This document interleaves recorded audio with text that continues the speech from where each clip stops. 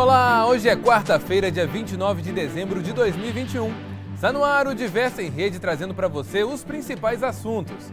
Acompanhe a edição de hoje através da TV, pelo nosso site diversa.tv e também as nossas notícias pelas redes sociais, os endereços que aparecem aí na sua tela. E durante toda essa semana, a última de 2021, teremos jornais especiais. Vamos trazer uma retrospectiva dos principais assuntos que marcaram o ano, o segundo de pandemia. Repercutindo e regionalizando as informações, eu conto com a participação dos jornalistas Ricardo Ribeiro, da Zona da Mata, Sabrina Silva, do Campo das Vertentes e Laura Marques, da região metropolitana de Belo Horizonte. Vamos aos assuntos que foram destaques neste ano para discutirmos e relembrarmos a edição de hoje. Crise hídrica. O risco de apagão no país e também de desabastecimento nos estados.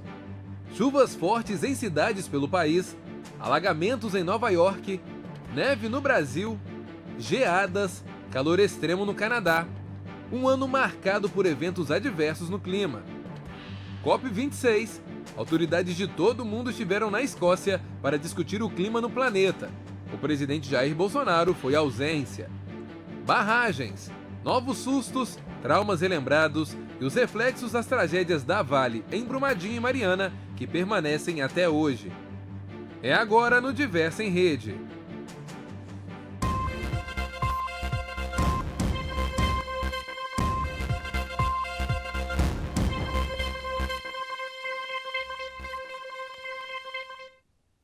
O ano de 2021 foi marcado pela crise hídrica.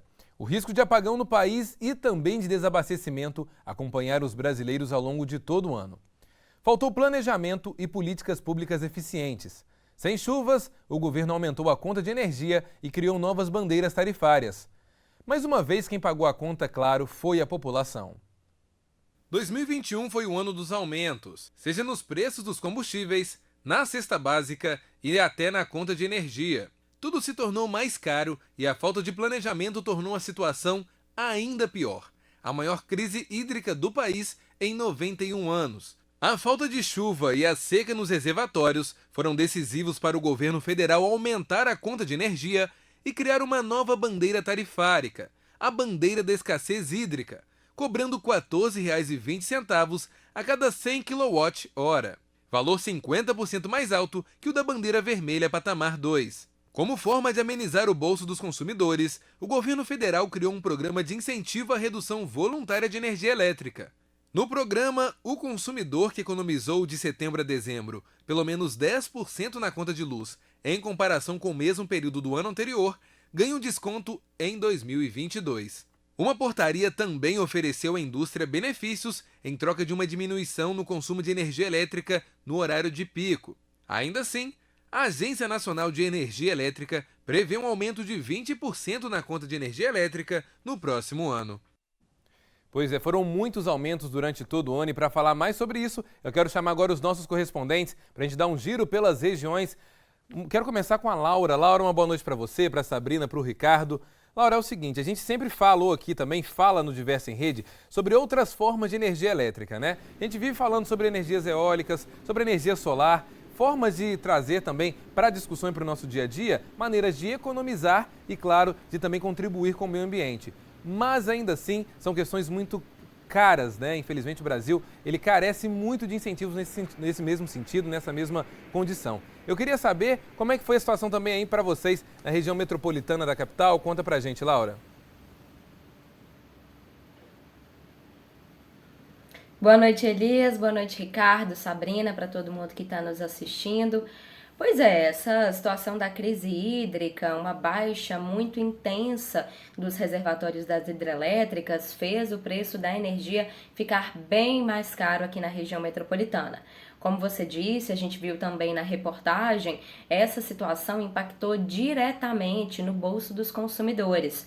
De acordo com o site Mercado Mineiro, que faz levantamentos sobre preços aqui na região metropolitana anualmente, eles fizeram um balanço da situação do preço da energia elétrica aqui na Grande BH e ao longo de 2021, de janeiro até novembro, houve uma alta de 25% no valor da conta da energia elétrica. Então imagina só isso para quem recebe, por exemplo, um salário mínimo, é de fato um impacto muito grande.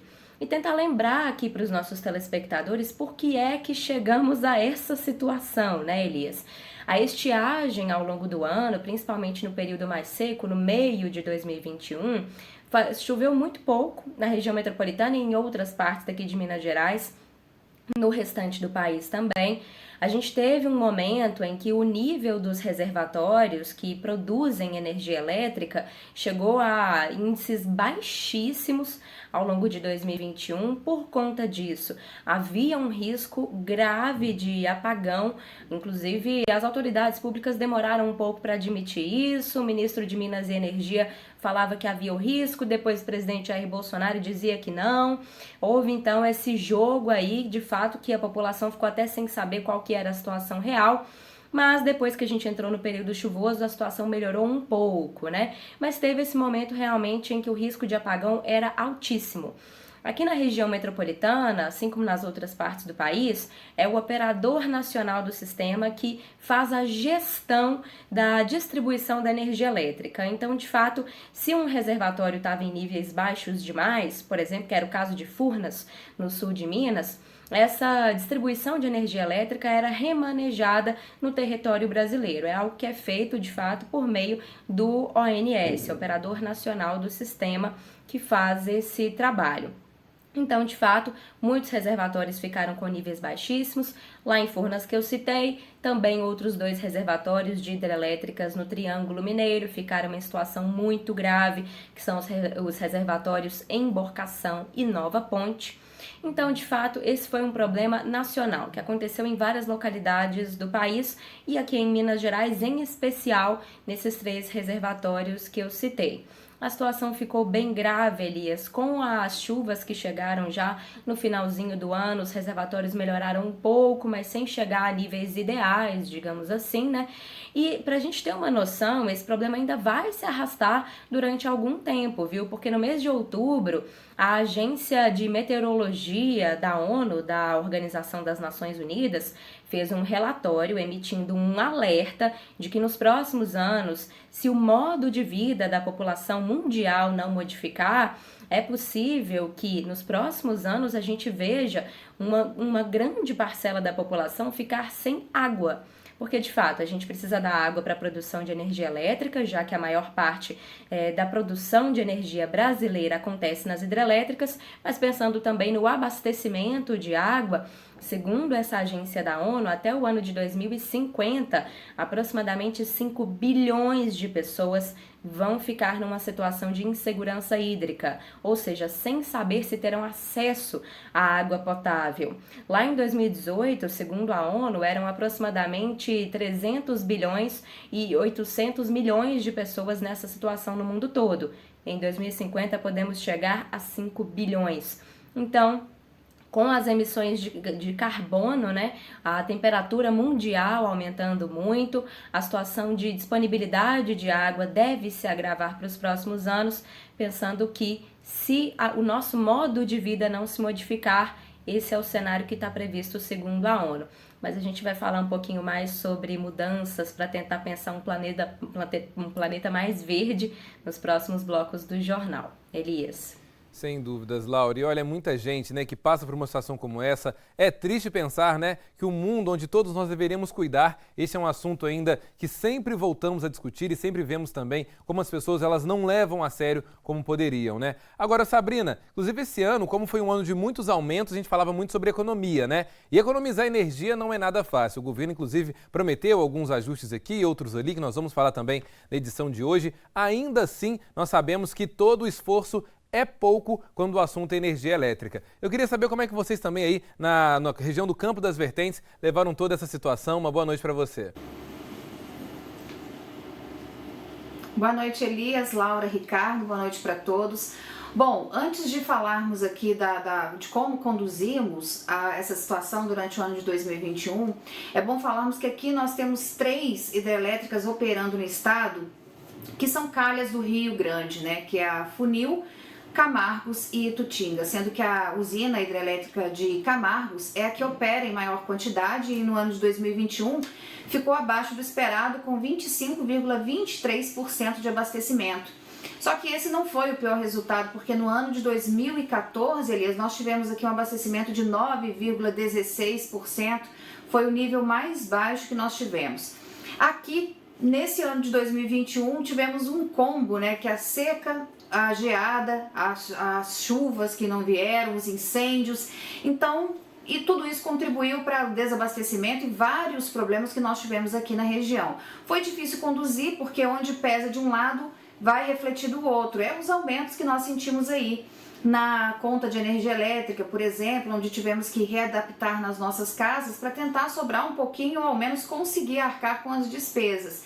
Nós temos um agravante aqui na região porque somos agrícolas, né? Então dependemos muito de manejo, de conservação. E a Emater fez um trabalho durante o ano de 2021 para justamente trabalhar com os produtores rurais, com a produção agrícola, a fim de economizar energia, né, conseguir manter um equilíbrio para os produtores não gastarem tanto e a conservação do solo, para possíveis trabalhos aí nas usinas hidrelétricas, para que isso não nos dá ou não nos dê problemas futuramente, porque nossa preocupação é agora com 2022, porque como eu disse, incêndios em demasia, nós tivemos aqui muita seca e os problemas aqui nas hidrelétricas com baixo abastecimento. Agora é esperar para ver se o tempo vai colaborar um pouquinho com a gente e, claro, né, fazendo a nossa parte, Elias.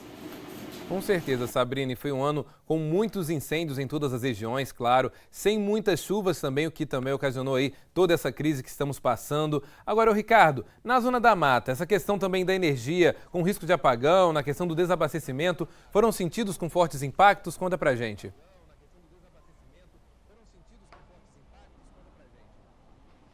Boa noite, Elias, Sabrina, Laura, boa noite a todos. De fato, todos acabam sentindo o reflexo dessa crise porque ela acaba refletindo no bolso e esse impacto é muito grande na conta final do orçamento aí familiar. Pesa bastante e acaba refletindo também no aumento de outros insumos, de outros produtos, e isso acarreta um índice inflacionário maior e prejudica todo mundo de um modo geral. Agora, é preciso lembrar que essa crise que envolve a energia no Brasil não é de hoje, não nasceu agora, ela vem de muitos anos de governo após governo, onde não se investiu, não se preocupou em trabalhar energias renováveis, que, aliás, justiça seja feita, Minas Gerais é hoje o estado onde mais se produz e se investe em energias renováveis no Brasil. Isso é um bom sinal, é um excelente indicador. Mas, de forma geral, no Brasil não se trabalha isso, a gente tem um potencial enorme, um país tropical, um país que fornece energia solar quase que o ano inteiro, ao contrário de muitos países, na Europa especialmente, é que você tem aqui a incidência da luz solar muito forte, você tem ventos onde você pode trabalhar também a energia, esse tipo de energia, enfim, energia eólica e todos os outros tipos de energia são muito importantes para suprir a demanda da hidrelétrica, das termoelétricas e até da utilização de usinas nucleares. Enfim, a gente precisa trabalhar muito forte e de forma efetiva essas energias. Agora, precisa diferenciar também a crise hídrica. Quando você fala em crise hídrica, o conceito de crise hídrica é a escassez de água potável numa determinada região para suprir as necessidades daquelas pessoas que vivem ali naqueles locais. O que a gente está vendo aqui não é falta de água, é a falta de gerenciamento para trabalhar essa água existente. É por isso que a gente cita a crise hídrica, porque não há falta de água potável para as pessoas, pelo menos aqui na nossa região não tem esse problema. Ao contrário, a gente tem aqui uma represa de Chapéu d'Uvas abarrotada de água, que tem aí uma previsão de ser utilizada por muitos anos. Claro que se as pessoas não começarem a ocupar aquela região, e é outro ponto que a gente vai falar já já também, e que preocupa bastante, mas a gente tem na Zona da Mata muitas PCHs, que são pequenas centrais hidrelétricas que ajudam também no fornecimento de água, no fornecimento de energia, são muito importantes e cada vez mais elas têm ganhado terreno e podem ajudar, claro, quando você tem uma região bem abastecida como a nossa, banhada por vários rios e rios importantes que acabam desaguando em outros para fora aí das nossas fronteiras, das nossas divisas aqui de estado. A gente tem essas PCHs uma importante fonte de recursos e fonte de economia para essas cidades aqui da região. Enfim, a gente espera que no ano de 2022 a gente possa não passar por isso. A gente tem agora um dezembro bem chuvoso tomara que esteja chovendo também nos locais certos, já que não se trabalha o gerenciamento da água, pelo menos a gente tem que torcer para que a nuvem caia ou fique embaixo, fique justamente em cima daquele local onde vai abastecer as hidrelétricas. É assim que a gente tem que fazer, né? Quase que como um índio abanando aí para soltar uma fumaça e torcer para a chuva chegar na hora certa. Com certeza, Ricardo, sem planejamento, o jeito que nos resta é rezar para São Pedro nos orientar nesse sentido, viu? Mas a gente quer também que as pessoas entendam a importância de lembrar do respeito ao meio ambiente, do respeito também aos nossos bens, né? Muitas das vezes a gente consegue saber isso pelo meu dia a dia mesmo, às vezes a gente esquece, muitas luzes acesas, televisão ligada de forma desnecessária. Chega esse período do verão, então, é aí que o ar-condicionado começa a falar mais alto em várias casas. A indústria também, nós sabemos também a responsabilidade dela nesse sentido da crise hídrica, o quanto é importante todos economizarmos, mas isso é independente de crise, né? Afinal de contas, a gente sabe que trabalhamos e muito para poder manter aí as contas em dia, mas por que não economizar e pensar no meio ambiente, né? Sempre é uma ótima alternativa, vamos sempre lembrar disso. Ricardo, muito obrigado. Sabrina e Laura. No próximo bloco a gente vai vir falando inclusive sobre a COP26, que foi um evento que reuniu autoridades de todo mundo para discutir saídas para melhorar o clima no planeta. A gente volta já já.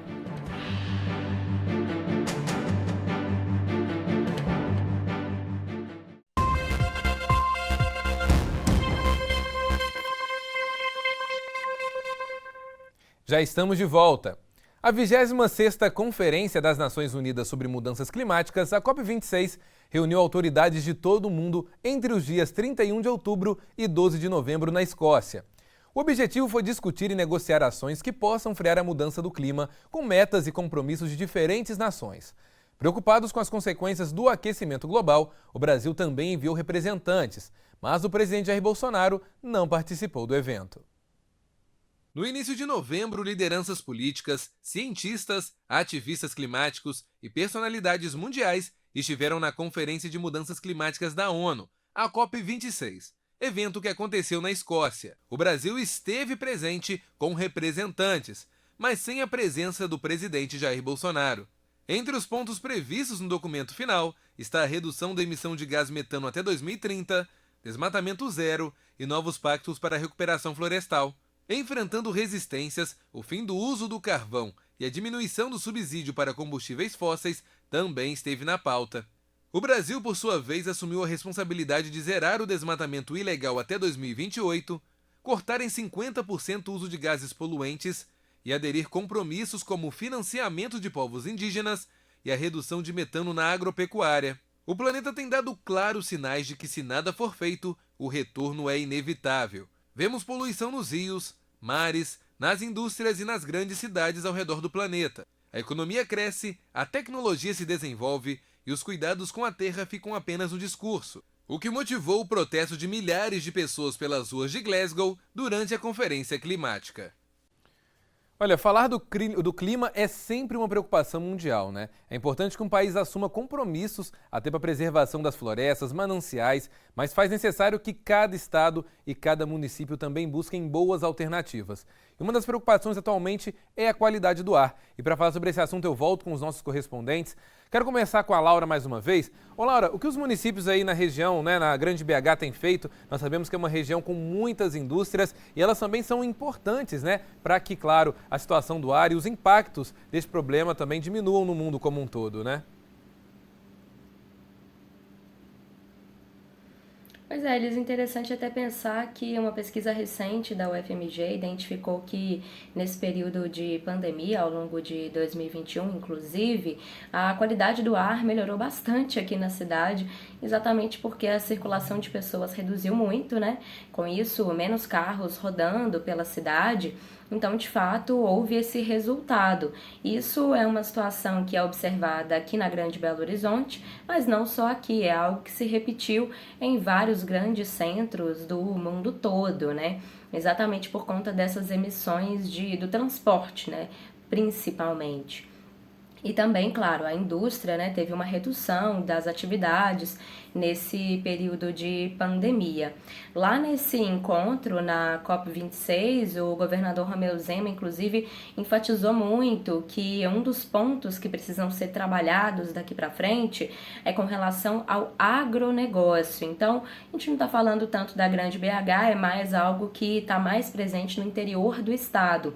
Ele disse que Minas Gerais tem milhares de cabeças de gado e isso faz com que a produção de metano, que é um gás de efeito estufa, um gás capaz de aumentar a temperatura de uma determinada localidade, essas emissões na agropecuária, na criação de gado especificamente, são muito relevantes, de grande porte, de grande volume aqui dentro do estado. E lá na COP26, o governador Romeu Zema disse que por meio de melhorias genéticas do gado e também melhorias de processo de produtividade, seria possível reduzir a emissão de metano em aproximadamente 30%. Outro anúncio muito importante que o governador Romeu Zema fez nesse evento da COP26 foi que Minas Gerais foi o primeiro estado da América Latina e do Caribe a aderir à campanha Race to Zero. É uma campanha que significa corrida para o zero, para zerar as emissões de gases de efeito estufa até o ano de 2050. É uma corrida que é liderada, puxada pela Inglaterra. E o governo de Minas Gerais, então, foi o primeiro estado da América Latina e do Caribe a aderir a essa campanha. Com isso vai demandar que as indústrias, que o agronegócio de Minas Gerais façam uma série de mudanças. E aí, de fato, é algo que a gente vai ter que esperar para ver se realmente vai ter a adesão por parte dos setores, né, do agronegócio e também das indústrias. Mas o governo do estado aderiu, de fato, a essa campanha que é o Race to Zero. Outro anúncio muito importante que, sem dúvida, vai ser impactante para vários setores aqui do estado é que o BDMG, o Banco de Desenvolvimento de Minas Gerais, anunciou que aderiu a uma iniciativa mundial, inclusive, que vários bancos estão fazendo para somente financiar iniciativas que tenham um selo verde. E aí, com isso, projetos de extração mineral, por exemplo, que são muito importantes para a economia de Minas Gerais, não poderiam ser financiados pelo BDMG a partir do ano de 2023. Então, de fato, esses anúncios que foram feitos ao longo de 2021 pelo governador Romeu Zema são muito importantes e bem vistos pela comunidade internacional.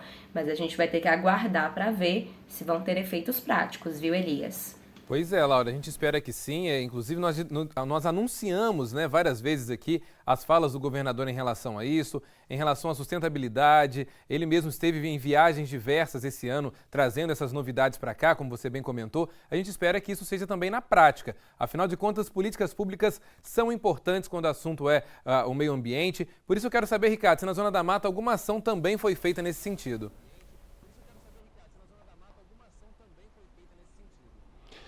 O que se tem discutido aqui ainda é muito pouco daquilo que precisa ser feito. E eu citei no bloco anterior esse exemplo, que é a represa, o Manancial de Chapéu d'Uvas, que pega aí vários municípios, Juiz de Fora, o Banco da Câmara, você tem ali outras regiões próximas a Santos Dumont, enfim. E é um manancial que tem um potencial enorme de abastecimento, só que agora vive um processo de urbanização. Então há no seu entorno, isso é feito em algumas cidades. Belo Horizonte passa por isso, não Belo Horizonte em si, mas é a região metropolitana ali, Nova Lima. Quando você aproveita mananciais para construir ali, aí vem jet ski, vem barcos, vem tudo, se faz ali todo um trabalho e toda uma urbanização, muitas vezes sem se preocupar com o impacto que isso possa causar. Então isso é um problema seríssimo que está sendo discutido entre todos os envolvidos aqui em Juiz de Fora, executivo, legislativo, o próprio judiciário. É uma questão muito preocupante e o representante da bacia hidrográfica aqui do Paraibuna e o Rio Preto também tem falado sobre isso. O professor Wilson Acácio é um dos principais defensores dessa bandeira e tem alertado sobre os perigos que o manancial tem passado por causa dessa urbanização em torno do local. Um outro ponto que não avançou quase nada esse ano, praticamente zero, é a despoluição do Rio Paraibuna, que é um importante rio que percorre aqui a nossa região, ultrapassa Minas Gerais, chegando aí ao Rio de Janeiro, chegando até a região mais para frente lá do Rio. Então você tem aí uma despoluição que foi prometida há mais de 20 anos e pouco foi feito. Tudo bem que tem as construções aí, as estações de tratamento de esgoto, as ETs, mas que ainda é um tratamento que está muito aquém. A gente trouxe aqui recentemente essa discussão no jornal para falar sobre tratamento de esgoto, que está muito, mas muito abaixo daquilo que precisa ser feito. Enfim, agora, na contramão, nem tudo são más notícias, né? A boa notícia é que a região da Zona da Mata, de um modo geral, tem investido muito em plantação da carnaúba. É um potencial muito grande, não só econômico, mas também ajuda e trabalha aí numa questão ambiental sustentável. Enfim, são ações ainda muito tímidas, né? Muito aquém daquilo que a gente espera. A gente torce para que o ano de 2022 a gente pode ter um cenário bem diferente do que a gente está passando aqui, que quem sabe daqui a um ano, aqui mesmo no Jornal da Diversa, a gente não está falando, olha, a Zona da Mata investiu muito nesse setor, está trabalhando demais aí com a ecologia, trabalhando com o meio ambiente, tem essa ação lá em Viçosa, tem essa ação em Muriaé, lá em Ubá, Juiz de Fora, quem sabe, né? Não custa a gente ser otimista. Só lembro que a gente está sendo otimista já há muitos anos, passa ano, entra ano, e esse otimismo, ele persiste. Até quando eu não sei, mas ele persiste. Pois é, Ricardo, a gente precisa desse despertar, né, dos nossos empresários, também do poder público para essas questões todas que são fundamentais. Inclusive, quando a gente fala sobre isso, é fácil comparar, por exemplo, o que acontece na Europa. Nós vemos, às vezes, milhares de pessoas se manifestando por questões climáticas quando o assunto é a Amazônia, mas aqui no Brasil você tem pouquíssimas mobilizações, né? É realmente algo que fica apenas no discurso, poucas ações e, claro, isso vai gerar um impacto, gera um impacto na vida de todo mundo. É o caso da pandemia, né? Não pensem nunca que uma coisa que acontece distante daqui, né? Muitas regiões não passam por secas, não passam pela falta de água, mas uma hora a conta chega para todo mundo, viu? E, Sabrina, aí na região do Campo das Vertentes, a Laura mesmo falou um pouco antes, na fala dela, sobre a questão da agricultura, né? Os agricultores, eles têm um papel fundamental quando falamos em meio ambiente. Por isso eu queria saber o seguinte, existe alguma política também aí para incentivo para eles? Afinal de contas, sem essas políticas de incentivo, é até difícil que os agricultores consigam também fazer muita coisa sozinhos, né?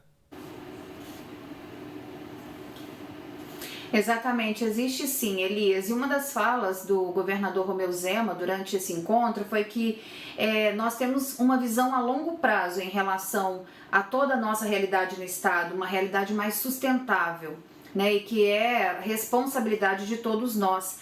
Por isso, a nossa região aqui, eu vou falar de acordo com a nossa região, Campo das Vertentes, que é voltada mesmo para o eixo agrícola, nós temos vários projetos sustentáveis para que a gente possa colher frutos, né? O que a gente espera realmente. O projeto Vertentes, que aumenta a área de gestão sustentável da paisagem, da restauração, que mexe um pouquinho com o lado da pecuária também, que é muito forte aqui pra gente. A EPAMIG iniciou no mês de outubro, Elias, as atividades do projeto Popularização das Tecnologias para uma Produção Agrícola Sustentável. Faz parte também do nosso eixo aqui, uma produção sustentável, tanto para os produtores, né, quanto para a mesa que recebe esses alimentos que são produzidos aqui. Um projeto de restauração de áreas degradadas que é conduzido pelo IEF, que é desenvolvido para árvores, o plantio, os cuidados, a forma com que a gente pode conduzir cada situação para que a gente possa aproveitar mais dos nossos recursos naturais. E por fim, aqui a Universidade Federal de São João del Rei tem o Observatório de Gestão Municipal de Resíduos Sólidos Urbanos, que atua em 18 municípios aqui da região Campo das Vertentes, com o objetivo de criar, mesmo que virtualmente, alguns planos e estratégias para que a gente possa levar aos produtores maior conhecimento sobre o que é sustentável, um plano de visão sobre o futuro, de como a gente pode conduzir a nossa realidade para não ter aí um prejuízo no futuro, levar esse conhecimento mesmo sustentável para a nossa realidade. e assim não mudar o formato de plantio, mas mudar o formato como que as coisas aconteçam aqui, para que a gente possa aproveitar mais dos nossos recursos, que são grandes. Até o próprio governador falou, né? Nós temos tantos recursos para serem aproveitados aqui, somos assim fortíssimos e muito ricos aqui nessa cultura de plantio, então a gente tem que aproveitar realmente de uma forma sustentável. O planeta agradece, né, Elias? Sem dúvida, Sabrina. A gente volta a lembrar também que a importância dessa discussão e também dessas ações vai além do poder público, vai além de empresários, vai também da nossa responsabilidade, da sua que nos acompanha. Então, quem sabe a gente também não possa repensar as nossas ações e atitudes e ver o que a gente faz hoje que não está contribuindo tanto assim com o meio ambiente para tentar mudar aí no próximo ano, quem sabe. Sabrina, obrigado, Ricardo e Laura. Daqui a pouquinho nós vamos continuar nossas conversas, porque no próximo bloco nós vamos falar sobre as barragens. Depois de grandes acidentes no estado, quais os cuidados adotados pelos municípios mineiros? É um instante só, fique com a gente.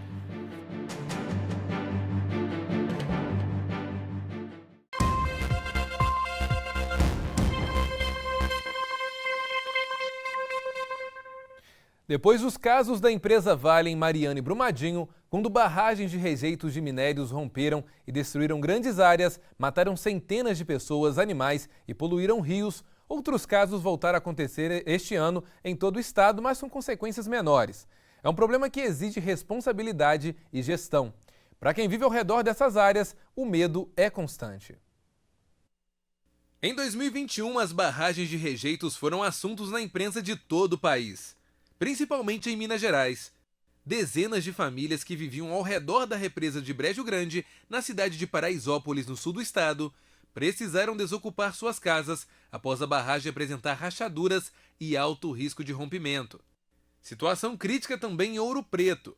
As barragens Forquilha 1 e 2 estão no nível de emergência 2, ou seja, os problemas encontrados são considerados não controlados ou não extintos, e as estruturas precisam de novas intervenções. Com isso, os moradores passaram por treinamentos de evacuação na tentativa de evitar uma tragédia em casos de acidentes. No início de dezembro, um susto. Torres de apoio em obras de contenção das barragens Forquilha 1 e 2 caíram.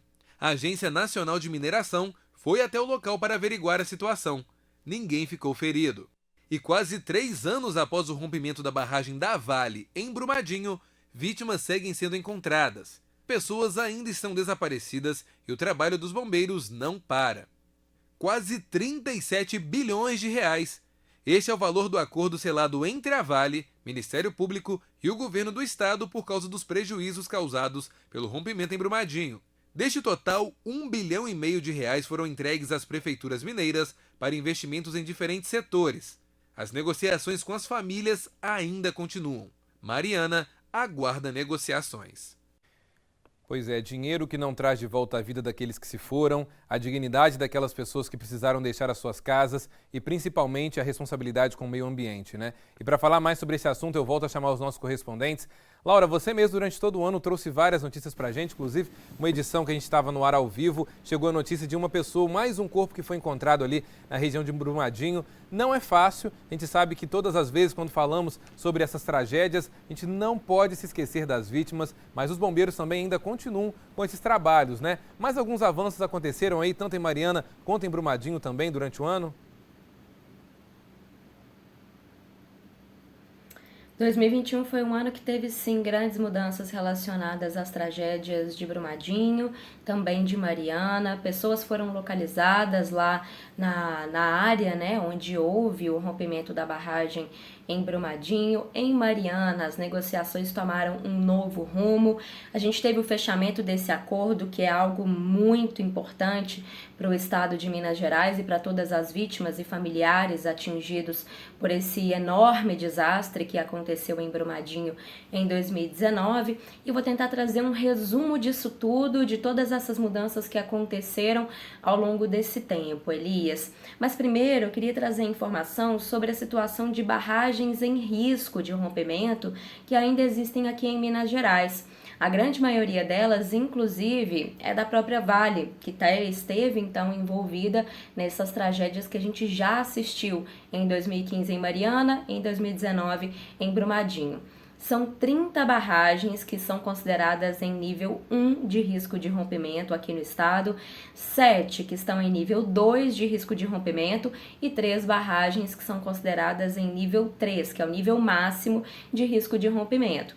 E aí, por conta disso, desde 2015 e também depois, desde 2019, várias famílias foram retiradas de regiões consideradas de risco por conta desse problema nas barragens. E a situação nessas estruturas ainda não foi resolvida, então essas famílias não puderam retornar para suas residências e muitas delas seguem sem nenhuma perspectiva de poder voltar para suas casas.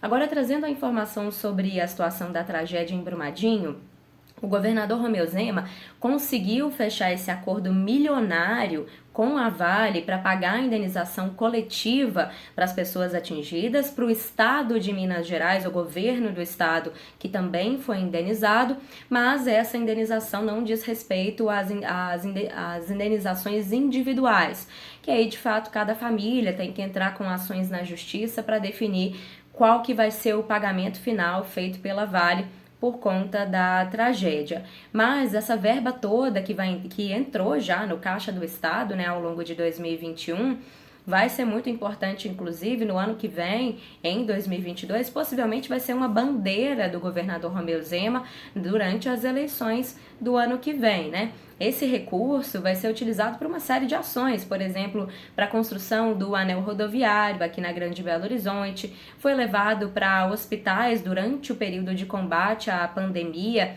né, um dos períodos mais críticos, né, essa verba já entrou para o Caixa do Estado também, para ser utilizada nos hospitais, né? E agora, Elias, depois que o governo do estado conseguiu fechar esse acordo com a Vale para indenizar o estado por conta da tragédia em Brumadinho, há uma movimentação na própria justiça para que seja feito um acordo parecido para a tragédia de Mariana. Lembrando que até hoje a gente não tem um valor fixado de quanto é que a Samarco, a Vale e a BHP, Vale e BHP que são as controladoras da Samarco, quanto que essas empresas vão ter que pagar em indenização para o governo do estado, em termos de indenização coletiva. Esse valor ainda não está definido. O Ministério Público Federal acredita que o valor justo seria em torno de 155 bilhões de reais. Imagina só esse recurso. A Vale fechou o acordo por conta da tragédia de Brumadinho em torno de 37 bilhões. Então, mas na verdade o desastre de Mariana é muito maior em termos ambientais, né? Que a gente teve a destruição de 3 comunidades inteiras, 19 pessoas mortas e o Rio Doce, um grande trecho dele poluído, né? Então, por conta disso, por conta de toda essa indefinição relacionada ao desastre de Mariana, há uma movimentação no Judiciário. O Conselho Nacional de Justiça está encabeçando uma iniciativa para tentar repactuar todas as definições para o pagamento da indenização relacionado, então, ao desastre de Mariana. Essas negociações começaram no ano de 2021, ainda em janeiro de 2022 haverá uma nova reunião para redefinir tudo isso, com uma grande expectativa do governo de Minas Gerais, governo do Espírito Santo e também do governo federal, para que esses recursos sejam definidos, esse valor da indenização seja definido, para de fato poder encerrar, pacificar a situação da tragédia que aconteceu em Mariana, que até hoje segue sem uma definição. Elias. E lembrando que além da situação das vidas que são perdidas, né, a cultura de um povo se encerra. Quantas histórias, quantas casas, quantas vilas, quantos vilarejos, né, que foram destruídos justamente por conta de toda essa situação, que famílias inteiras precisaram se mudar, pessoas que antes tinham ali já um convívio com a região, anos de história, os próprios pescadores, né, Laura, que usavam muito o rio também para sua produção, para sua pesca, usavam o rio também para se manter, para sobreviver e agora ficaram sem esse recurso. São muitas as questões ainda a serem respondidas, muitas pessoas para serem pelo menos indenizadas com toda essa tragédia. Agora, Ricardo, quando esse assunto gera, né, muita especulação, vem também a questão das outras regiões, porque existem barragens em todo o estado. Aí na Zona da Mata, como é que anda a situação delas?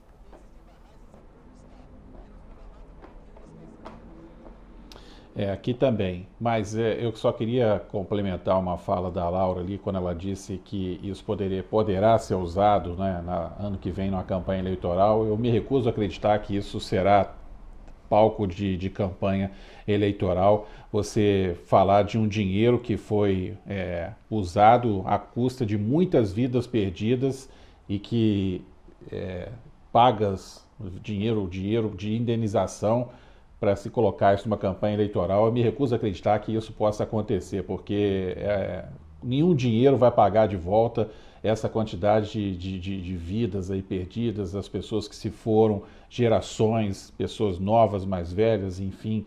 É lamentável que isso possa, em algum momento, ser utilizado de uma forma positiva diante de tudo que aconteceu. Mas em relação a essa questão das barragens, o único ponto positivo, se é que a gente pode colocar isso como um ponto positivo, é que de fato alertou para os problemas em outras regiões, aqui na região de Igrejinha, lá na zona norte da cidade, um distrito aqui de Juiz de Fora, onde você tem lá barragens de rejeitos. Houve uma mobilização da Câmara Municipal, houve uma mobilização dos moradores no entorno, foram criados mecanismos de alarme, houve uma aproximação entre a empresa e a mineradora e também a comunidade local. Bom, a gente espera que esse diálogo continue, porque nada mais foi falado em relação aos testes que foram feitos e se está tudo certo, se não tem mais problema nenhum. Eu questionei a Câmara sobre isso e alguns vereadores falaram que no ano agora de 2022 vão retomar o assunto para saber se de fato a segurança naquela região. Lá em Santos Dumont também, que é uma cidade próxima aqui, Juiz de Fora, entre Juiz de Fora e Barbacena, também tem uma barragem lá que preocupa bastante e o município está atento a isso. Espero que realmente fique atento.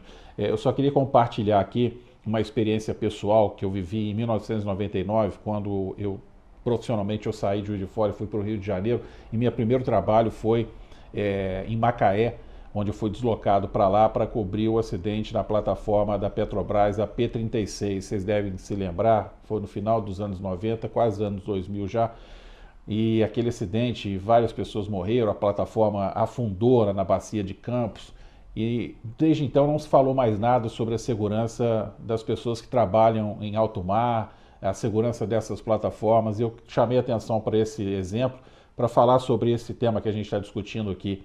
Será que ano que vem, 2023, 2024, isso continuará sendo discutido? A segurança vai aumentar? A fiscalização será mais rígida? Será?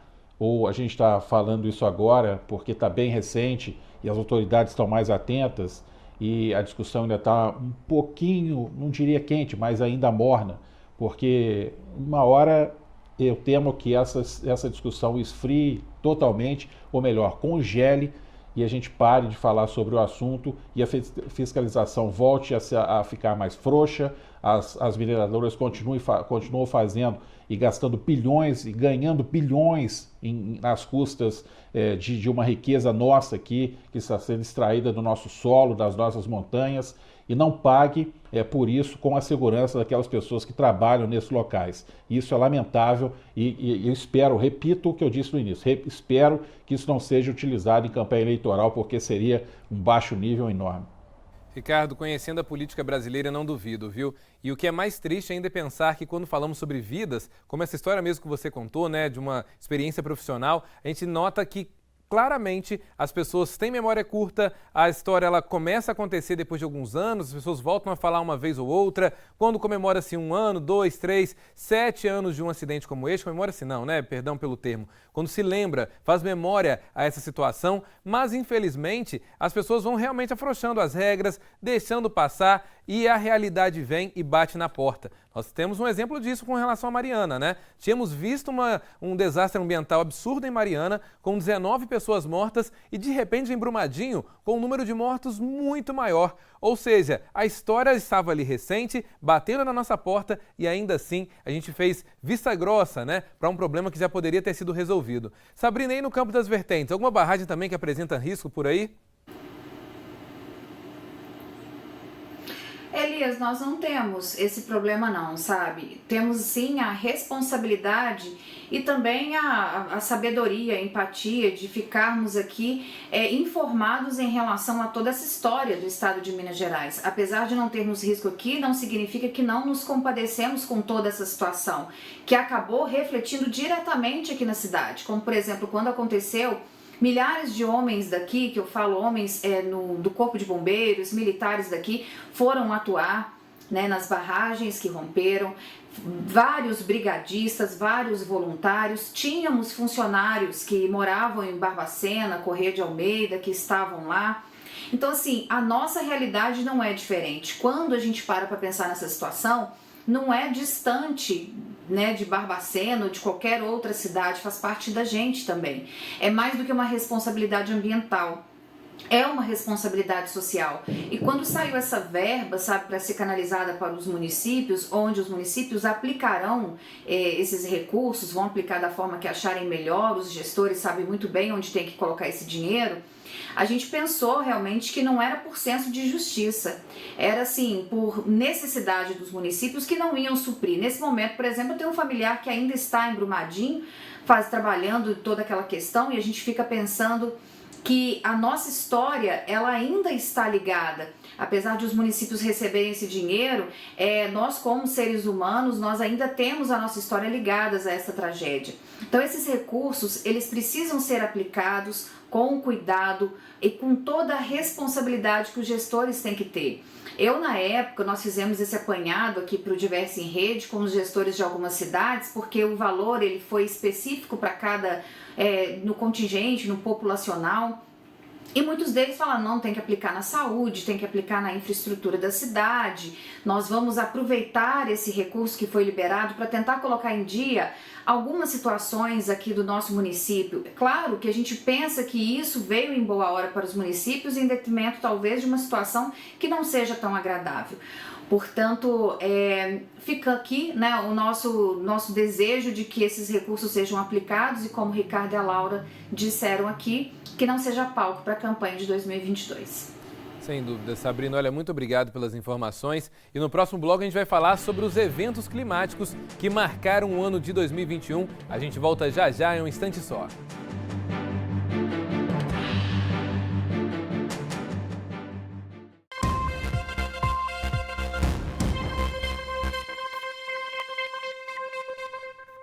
Já estamos de volta. E vamos lembrar aqui algumas situações. Foram chuvas fortes em diferentes regiões, alagamentos em Nova York, neve no Brasil, geadas, calor extremo no Canadá. Esse ano foi marcado por eventos adversos no clima que a gente, claro, precisa relembrar na edição de hoje. Vamos ver. Em ano de conferência climática, a natureza deu seu grito de alerta. No sul do Brasil, presenciamos neve em dezenas de cidades, o que gerou muitos vídeos e memes nas redes sociais. O frio intenso também atingiu o sudeste brasileiro. As geadas fizeram com que produtores perdessem plantações e prefeituras se mobilizassem em prol das pessoas em situação de rua. Mas a chuva também mostrou sua força. A capital Belo Horizonte e outras cidades do estado presenciaram tempestades que deixaram ruas alagadas, pessoas ilhadas e desabamentos em diferentes regiões. E a natureza não parou por aí. Como em cena de filmes, uma nuvem de poeira tomou conta de cidades do interior de Minas e de São Paulo. Após elas, uma forte tempestade de granizo deixou cidades cobertas pelo gelo. Enquanto isso, no Canadá, o calor extremo deixou mais de 500 mortos. A temperatura também subiu em países da Europa, que são conhecidos pelo frio e pela neve em diferentes períodos do ano. As Américas também sentiram a intensidade do planeta. O furacão Grace deixou países como Haiti, Jamaica, México e os Estados Unidos em alerta pela sua intensidade. Com ventos acima de 240 km por hora, cidades ficaram alagadas, milhares de pessoas sem luz e dezenas de mortos. Além do gelo, calor extremo, tempestade de areia e a força de um furacão, os olhos do mundo se voltaram para as Canárias, com a erupção do vulcão Cumbre, que destruiu prédios e deixou rastros de fumaça e cinzas por toda a região. E pegando carona nesse assunto, eu quero agora voltar a falar com os nossos correspondentes. Quero começar agora com a Sabrina. Sabrina, eu lembro que durante o ano a gente falava muito sobre os nossos agricultores, né? Principalmente na época das geadas. As geadas, inclusive, que deixaram muitas plantações acabadas. Você mesmo trouxe pra gente várias histórias. E a gente, claro, parabeniza todos aqueles produtores que estiveram de frente, lutando, né, contra os prejuízos, tentando amenizar um pouquinho a situação. O impacto foi grande, gerou muitos prejuízos aí. Como é que você faz esse levantamento pra gente agora? Nossa, Elias, muitos e muitos prejuízos, desde os cafezais, né, que nós temos aqui na região, as plantações de morango, de mudas, enfim, aqui foi assim, devastação total. Não foi só aquela paisagem bonita que nós vimos nas redes sociais, da folha congelada do morango, que é uma coisa assim, muito artesanal, muito bonita. Na prática, né, quando a gente está lá na produção, a gente vê que é uma realidade muito preocupante e foi assim, devastadora para os produtores. Para você ter uma ideia, a Secretaria de Agricultura, juntamente com os produtores, tiveram que arrumar formas de prevenir para uma próxima geada para não perder ainda mais a sua produção, para que os produtores não tivessem mais prejuízos. E como que você trabalha preventivamente contra um efeito climático? Isso é muito complicado. Aqui nós tivemos, até mostramos aqui, produtores de hortifruti da comunidade do Palmital, que é ligada à Barbacena, foi que inclusive o produtor fez aquela foto pra gente, né, que mostrou em época a folha congelada. Mas assim, o muito bonito estava ali, mas por trás daquilo tinham produtores que levantaram de madrugada para jogar água na produção, para o sol não sair, não queimar o resto da produção que sobrou, porque a geada assim devastou totalmente a plantação de brócolis. Nós tivemos prejuízo aqui muito grande com morango. E por falar nisso, Alfredo Vasconcelos, que é grande produtora de morango, rosas e flores, os produtores juntos tiveram aqui um prejuízo, né, se falando de dinheiro, de mais de R$500 mil em mudas. Isso é muito, muito, muito grande, sabe? Isso é muito pesado para a nossa região, porque aqui a gente vive disso. E quando se tem de uma hora para outra um prejuízo desse, vai recorrer a quem? Se a gente precisa de insumos, a gente precisa daquelas mudas. Então a nossa realidade foi muito impactada aqui com essa geada que aconteceu. O que, por exemplo, os órgãos, né, relacionados à agricultura fizeram foi orientar os produtores para que tomassem medidas preventivas caso acontecesse. Por isso foram feitos vários mapeamentos aqui para a nossa região, inclusive no gado de corte, né, no gado leiteiro também, para que esses insumos não ficassem tão caros, porque as pastagens elas foram todas devastadas pela geada que queimou, os gados ficaram sem a alimentação e isso refletiu na produção de leite. Então isso foi para a mesa do consumidor, porque de uma forma ele teria que tirar o seu lucro, porque é muito pesado, sabe, Elias? O custo de vida de um produtor aqui para manter a sua produção. Aí vem esses efeitos climáticos e com tudo isso gera muito prejuízo. Espera-se que em 2022 tenhamos aqui um mapeamento ainda mais detalhado e trabalhos preventivos no sentido de dar esse suporte para os agricultores. Estamos torcendo para isso, Sabrina. Agora, eu lembro também que um outro assunto, além das geadas aí na região, nós tivemos problemas gravíssimos na capital em relação às chuvas. E, Laura, é impressionante, toda vez que chove na capital, os estragos são muito grandes, né? Tanto em relação a inundações ou acidentes com árvores. Conta um pouquinho para a gente sobre como é que foi, né, esse ano climático aí na região. Sim, Elias, é só chover um pouquinho mais forte que a gente já tem registros de alagamentos, cidades inteiras que ficam debaixo d'água aqui na região metropolitana. A própria capital mineira também tem pontos que acontecem enchentes todos os anos por conta dos temporais. Não precisa nem chover muito, viu, Elias? Só chover um pouquinho acima da média, que já tem alagamento, por exemplo, na Avenida Vilarinho e na Avenida Tereza Cristina. São as duas regiões mais preocupantes atualmente aqui na cidade de Belo Horizonte. E para tentar resolver essa situação, o poder público anunciou ao longo dos últimos anos algumas medidas, algumas delas ainda não estão garantidas, porque falta recurso. Mas no caso da Vilarinho, em específico, serão construídas 2 bacias de contenção de água, grandes bacias subterrâneas, que serão capazes de segurar toda essa água que desce ali para a Avenida Vilarinho, que é um vale ali, né? Por baixo passa um córrego. Então, o córrego Vilarinho, né? E aí, de fato, provocando esses alagamentos todos os anos.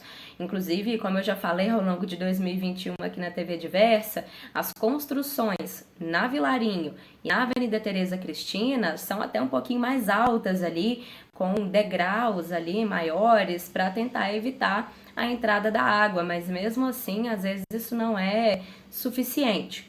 Então, tem obras que a Prefeitura de Belo Horizonte está realizando e a previsão de conclusão é para 2024. Então, ainda vai demorar para essa situação se resolver. E isso pensando nas chuvas atuais, né, no nível de hipermeabilização do solo que a gente tem hoje, em 2021, na capital mineira. Mas, se mudanças forem feitas no território, pode ser que nem essas obras que estão previstas consigam resolver de fato a situação. Na Avenida Tereza Cristina, o problema é ali exatamente na divisa com o município de Contagem. Então, de fato, essas águas vêm do córrego de lá, chegam até a Avenida Tereza Cristina e transbordam com bastante intensidade numa parte da avenida, algo que gera problemas todos os anos também. O governo do estado e as duas prefeituras assinaram um convênio para realizar obras que devem resolver esse problema de enchentes por lá também. Serão construídas 3 bacias de contenção de água, além de um parque linear também para conseguir absorver quando as chuvas caem por lá. Essa obra, que é uma obra gigantesca também, vai ficar parcialmente pronta no ano de 2022 ainda. Agora, o restante vai demorar um pouco mais ainda, porque, segundo o governo do estado, o valor que é necessário, 62 milhões de reais, para finalizar essas obras e aí, de fato, resolver o problema, esse recurso ainda nem está garantido. Então, Elias, de fato, quando a gente pensa em alagamentos que acontecem aqui em Belo Horizonte, há iniciativas que estão em andamento, pode ser que elas não sejam suficientes pensando na dinâmica da cidade mesmo, as mudanças que podem acontecer, que podem ser feitas pela própria população, porque quando o solo é hipermeabilizado, por exemplo, as águas vão fluindo e acabam caindo em algum lugar, né? No caso, grande parte na Vilarinho e na Tereza Cristina. Então, tem essas movimentações que são feitas aqui na capital mineira e na região metropolitana e a gente espera que sejam suficientes para dar conta desse problema. Elias. Laura, e assim, tanto na capital quanto no interior as situações estão bem críticas quando o assunto são alagamentos, inundações. Na Zona da Mata, inclusive, nós tivemos vários casos esse ano. Ricardo, alguma coisa foi feita já, algum planejamento, pelo menos a longo prazo, para diminuir aí os impactos dessa situação das chuvas?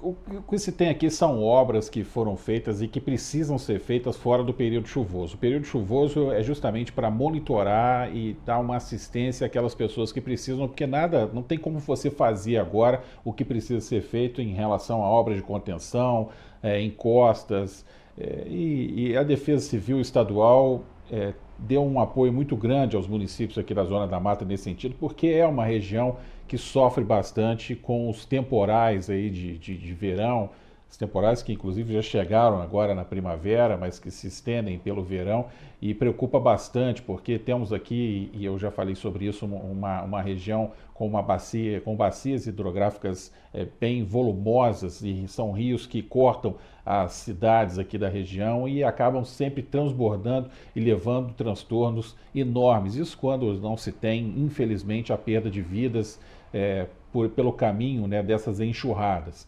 Então, tem se trabalhado, foi feito um investimento também, algumas cidades direcionaram dinheiro, direcionaram recursos para tentar minimizar esses impactos aí das chuvas que acabam atingindo a região. É um trabalho muito bacana que foi iniciado aqui próximo a Juiz de Fora, na cidade de Tabuleiro, onde ali no Corpo de Bombeiros foi criado uma primeira ação, primeira iniciativa dessa no estado de Minas Gerais, onde se trabalha com voluntários para atuar em desastres, atuar aí em ocorrências que envolvam o Corpo de Bombeiros. Então você tem ali esses voluntários que foram treinados, estão prontos, estão aptos para agir em caso de necessidade, e é um projeto que deve se estender para outras cidades também, e é fundamental porque envolve a comunidade trabalhando junto com os órgãos competentes para tentar agir nos momentos de crise. Isso já está funcionando, está atuando lá na cidade de Tabuleiro, e aqui na Zona da Mata você tem cidades onde tradicionalmente a chuva sempre causa estragos, Cataguases, Miraí, Muriaé, Rio Pomba, Ubá, aqui em Juiz de Fora, os pontos tradicionais de alagamentos continuam na zona norte da cidade, na Cidade Alta, são pontos que a gente já sabe que choveu um pouco mais daquele volume esperado. Pode esperar que nesses locais aí a população vai sofrer. Constantemente tem perdido materiais, tem perdido imóveis, tem tido perdas terríveis por conta dessa situação. Mas, como eu disse, esse recurso foi direcionado para os municípios. A gente vai saber agora, nesse período chuvoso, se eles foram usados de forma correta para tentar minimizar todos esses impactos aí que a gente falou, Elias. É isso aí, Ricardo. A natureza não para, ela está aí, ela sempre está aí mostrando a sua força a todos nós. Sem dúvida alguma, é fundamental que outras pessoas nesse projeto tão belíssimo se espalhem pelas cidades. Afinal de contas, as primeiras pessoas que chegam diante de um acidente como esse são os vizinhos, são os moradores da região, né? Muitas das vezes, os bombeiros até se deslocar demoram um certo tempo. Então, com certeza, a formação é fundamental para que as pessoas também consigam saber como se orientar, não é verdade? No caso aí de desastres naturais que infelizmente pode e acontece. Ricardo, obrigado. Laura, Sabrina, uma excelente noite para vocês. Amanhã a gente volta a se falar. E a gente vai ficando por aqui, mas amanhã o Diversa em Rede volta às 6 da noite com muito mais informação. Você pode rever a edição de hoje através do nosso site diversa.tv e também acompanhar todas as notícias da Diversa pelas nossas redes sociais, os endereços que aparecem aí na sua tela. Uma excelente noite para você e até amanhã.